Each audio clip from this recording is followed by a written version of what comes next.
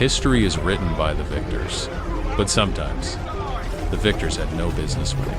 Outnumbered, outmaneuvered, on the edge of total collapse. These are 5 battles that should have ended in disaster, but didn't. And in some cases, changed the course of history forever. At number 5, we have the Battle of Agincourt in 1415. By every rule of medieval warfare, the English should have been annihilated. King Henry V led around 6,000 exhausted English troops deep into France. Facing them stood a French army of 20,000 to 30,000 men, including heavily armored knights, the elite of Europe. The English were sick, starving, and retreating. Then the rain came. The battlefield turned into thick mud. As French knights charged, their armor became a liability. Horses fell. Men drowned face down in the mud under their own weight. English longbowmen, poorly armored but highly trained, fired relentlessly into the chaos. By the end of the day, thousands of French nobles left. English losses were minimal. Agincourt wasn't won by strength. It was won by terrain, discipline, and timing. Number 4, the Battle of Marathon 490 BC. The Persian Empire was the largest force the world had ever seen. When it landed in Greece, the small city-state of Athens faced destruction. The Persians outnumbered the Athenians by at least 2 to 1, possibly far more. Their army was professional, experienced, and confident. The Athenians charged anyway. Instead of waiting behind defenses, the Greek hoplites sprinted directly into Persian lines, minimizing the effectiveness of Persian archers. Heavy shields, bronze armor. Had Marathon been lost, Greek independence and the foundation of Western political thought might never have existed.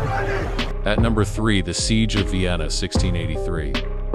Vienna should have fallen. The Ottoman Empire surrounded the city with over 100,000 troops. Inside were fewer than 15,000 defenders, starving and exhausted.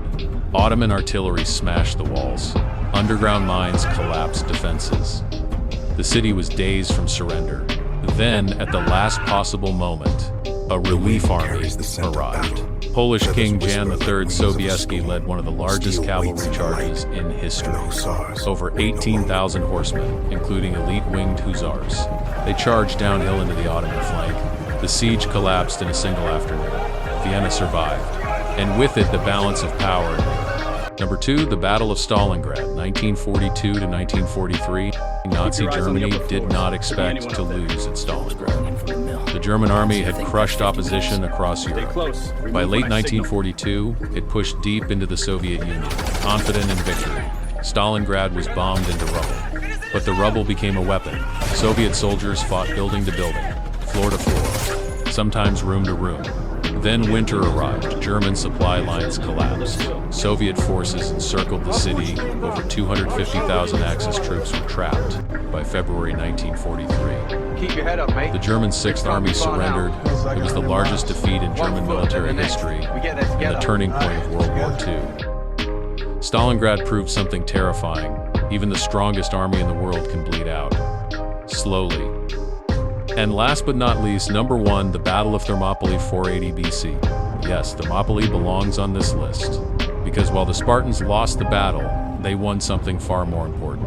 King Leonidas led around 7,000 Greek troops against a Persian army that may have numbered in the hundreds of thousands. They fought in a narrow mountain pass where Persian numbers meant nothing. For days, the Greeks held. When betrayal revealed a path around them, Leonidas dismissed most of his army and stayed behind with a small force, including 300 Spartans. They fought to the death. Militarily, Thermopylae was a loss. Strategically, it bought time. The Greek cities united, Persia was eventually defeated. Sometimes, a battle that should have been lost wins the war anyway. History doesn't just belong to the strongest armies. Sometimes, it belongs to the ones who refuse to collapse when they're supposed to. If you enjoyed this video, make sure to subscribe, like, and comment what battle you think was most impressive.